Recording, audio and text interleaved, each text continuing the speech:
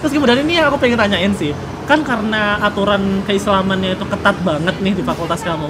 Terus kalau cewek cowok itu ada pemisahan nggak sih? Apa emang nggak seketat itu iya. sebetulnya? Kalau menurut aku sih nggak ada sih, kayak cuman lebih ke kalau di bangku kuliah ya. Nah, iya bang. Itu ada yang cowok kadang itu beberapa dosen mintanya yang cowok harus di depan semua, terus kemudian yang cewek belakangnya cowok. Tapi nggak semua dosen kok, beberapa dosen juga Biar ini biasa, iya. Gini loh. Tapi ini bentar, kalau untuk kayak project boleh kayak apa harus cewek-cewek? Oh enggak, gitu? boleh Ya? kok. Oke, jadi untuk itu sebetulnya nggak sebegitu ketat lah Iya, ya. enggak. Tapi emang ya namanya fakultas keislaman ya guys, Iya. tolong dijaga lah ya gitu. Tapi kalau Space. kumpul-kumpul di mana-mana tetap jaraknya juga apa kayak Iya bebas? tetap, ya maksudnya kayak bagiannya sini cewek, bagiannya situ cowok. Meskipun ada speech-nya sedikit, tapi ya nggak yang gerundel cowok cewek jadi satu gitu. Beda ya say. Kalau di FISIP mah ya udah wes kumpul bareng kayak gitu. Tapi Iya, kalau di iya. fakultas keislaman emang ya Emang- bisa dibilang udah budayanya lah ya. Iya, gitu. Jadi tapi kalau mau keseharian kumpul-kumpul, sehari-hari ya sama temen cowok ya biasa. biasa. Cuman ya waktu forum saja gitu. Kemudian ini aku mau tanya sih ya, ini bener apa enggak? Dulu aku pernah dengar dari cerita temenku kalau di apa namanya keislaman itu ada kelas yang dimana pembagiannya itu dari tingkat kemampuan bahasa Arab Oh gitu iya, loh. heeh. Itu emang bener? Iya emang bener. Dulu itu gini, waktu maba pertama kali maba itu kan kita ada misal 200 siswa lah, mahasiswa. Nah itu kan nggak mungkin, kita pasti ada kelasnya A, B, C, D, E. Nah Iya. itu waktu pertama kali ospek prodi, Iya. nah itu nanti ada tes bahasa Arab. Jadi kita ngerjain soal ABC-an tapi Oh, iya. pilihan ganda ya? Pilihan ganda, kita ngerjain soal bahasa Arab gitu. Jadi nanti Di ranking berarti? iya di ranking, ada skor nilainya itu di ranking, nanti siapa yang dapat kelas A, kelas B sampai E. Kalau Dan- aku kelas B. Oh keren loh. Enggak sih, enggak. Bentar. Berarti emang kemampuannya dinilai dari bahasa Arabnya Iya, ya? Enggak heeh. yang lain-lain gitu? Jadi dosen waktu ngajar bahasa Arab itu tahu kemampuan, oh ini kelas A. Jadi dia dosen itu paham kalau kelas A itu kebanyakan memang kelas A itu dari Bener-bener. lulusan pondok, terus Oh. dulunya MTS atau MA Jadi gitu. emang udah ada backgroundnya Iya, ya? kelas A gitu. kebanyakan gitu. Berarti kalau semakin ke bawah Semakin random tua, berarti. semakin enggak pernah. Jadi kayak ini ya, berarti emang dinilai dari kemampuan bahasa Arab dan Iya. itu nanti mungkin juga berpengaruh guys ya ke proses pembelajaran mungkin Iya, ya. berpengaruh. Kalau orang yang nggak bisa terus dicampur sama orang yang pinter-pinter kan Nah, mungkin itu. nanti aduh ini apa ya? Tapi ada tuh Iya. mas temenku yang dia itu nggak bisa sama sekali di bahasa Arab, tapi dia masuk kelas A. Aduh. Oh, berarti emang skornya tinggi saat itu. Iya, nggak tahu, mungkin dia waktu ngerjainnya asal-asalan tapi Bener, bejo. gitu. Iya. Terus gimana terus nasibnya? Nggak tahu. Ya udah gitu kan, temennya pinter-pinter, Iya, jadi ya sama temennya. Jadi mungkin kalau temennya pinter mungkin ke ini ya kayak ikut pinter Iya, lah ya. Mungkin, soalnya kelas A kan kebanyakan kompetitif gitu, ya iya. anak-anaknya. Terus ini pertanyaan mungkin agak bodoh ya guys, cuman aku penasaran nih.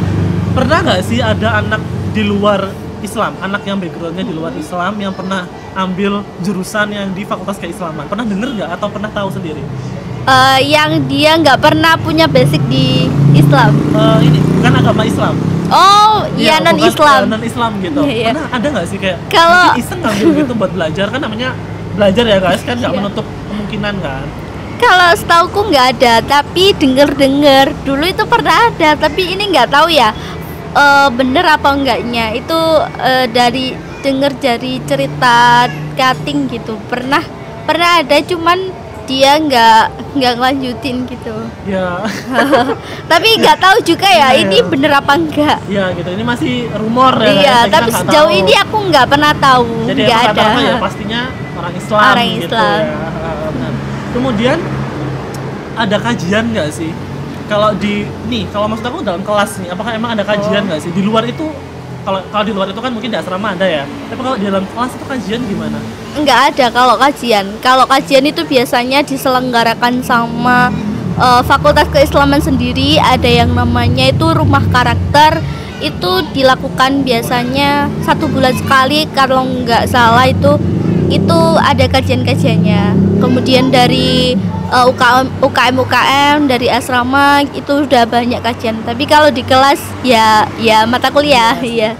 Kemudian ngomongin skripsi ini. Nah, ini kan tadi Iya. kamu juga tadi cerita kan sebelum kita take video itu kita juga udah ngobrol kan yang masalah skripsi. Katanya sebelum ambil skripsi emang ada kayak persyaratan khusus Iya. sebelum melaju ke sidang gitu kan. Itu apa aja sih, Reza? Iya sih, kalau di Fakultas Keislaman itu ada persyaratannya, ada 3. Oke, Yang 3 pertama, ya. Yang pertama.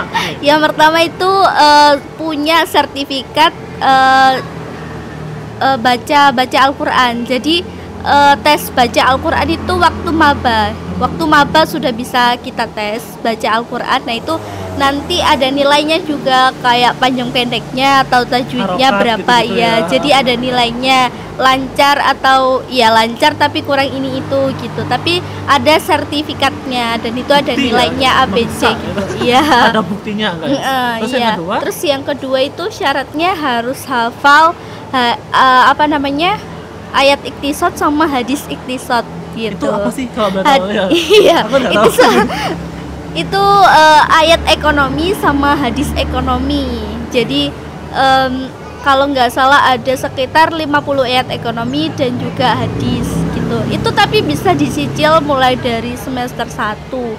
Itu nanti ada sendiri dosen pembimbingnya, dosen hafalannya itu ada sendiri gitu. Terus yang syarat ketiga? Yang ketiga itu harus bisa baca namanya itu kitab kuning. Iya, Dia kitab itu kuning. kitab fikih muamalah, yang di dalamnya itu fikih muamalah. Nah, bayangin kitab kuning itu kan gundul, nggak Iya, ada. nggak ada harokatnya Nggak ada guys, gitu. harokatnya. Istilahnya cuman Arab gitu aja kan Ya, ya. cuman Arab gitu. Itu ada ujiannya. Jadi nanti kalau kita lolos kita dapat sertifikat gitu. Kalau nggak lolos ngulang lagi, ujian lagi. Gitu. Jadi itu adalah 3 syarat tadi, itu kayak syarat dasar ya guys, Iya. untuk mahasiswa Fakultas Keislaman untuk skripsian kayak gitu. Baru kalau semuanya lolos tuh baru boleh skripsi ya. Iya. Sebenarnya ini lebih ke syarat buat sidang. Oh, sidang Iya, ya, sidang. Tapi ya kalau semua skripsinya selesai, tapi kalau belum selesai nggak sidang-sidang dong. Kan? Iya benar. Bener itu. Ada dulu waktu masih offline kan kayak hafalan gini kan sulit nemuin Iya, dosen. benar, Kemudian kalau nggak dicicil dari awal gitu kan, ya itu Keteteran nundanya ya gara-gara hafalan bisa jadi, atau enggak dari yang lain persyaratan itu. Jadi lebih ke sidangnya telat gara-gara persyaratannya Iya. tadi ya. So, ini mungkin info buat teman-teman yang ambil fakultas atau kuliah di Fakultas Keislaman, dicicil ya dari awal gitu, jangan sampai di akhir Iya. takutnya ya. Ada juga kompre, tapi kompre kan setiap jurusan ada kan? Iya. Iya, kompre. Tapi kan ya Iya. lebih baik di awal nggak sih daripada ikut kompre. Dan kemudian itu nggak ada periodenya ya, maksudnya kalau udah lolos sekali udah gitu kan, nggak ada, Ya, nggak ada, apa nggak sih ada. nggak ada waktu expirednya, Nggak, nggak ada. nggak. Nah itu mungkin syaratnya tolong diambil di awal-awal dan teman-teman bisa siap nanti saat sidang Iya, biar nggak benar. kerepotan kayak gitu. Kemudian yang terakhir nih, pesan-pesan buat teman-teman yang mau ambil jurusan di Fakultas Keislaman maupun ekonomi syariah ataupun hukum bisnis syariah. Oh iya. Apa sih mungkin yang harus disiapin lah atau mentalnya? Kalau menurutku ya pesan buat kalian yang mau ngambil jurusan di Fakultas Keislaman. Fakultas Keislaman kan punya 2 jurusan ya, ekonomi syariah sama hukum bisnis syariah.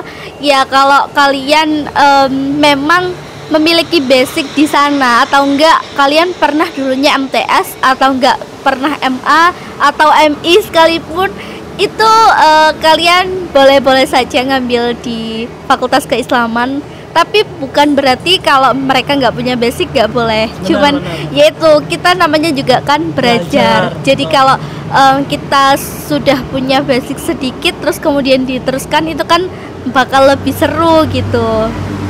Jadi mungkin gini ya, buat teman-teman yang backgroundnya nggak ada sama sekali pembelajaran Islam, bukan berarti kalian nggak bisa ambil gitu. Iya, Ambil aja, karena di Fakultas Keislaman juga udah mewadahi Iya, ya, mewadahi. program-program dan juga banyak kegiatan biar teman-teman nanti juga siap untuk ambil perkuliahan di sana kan. Iya.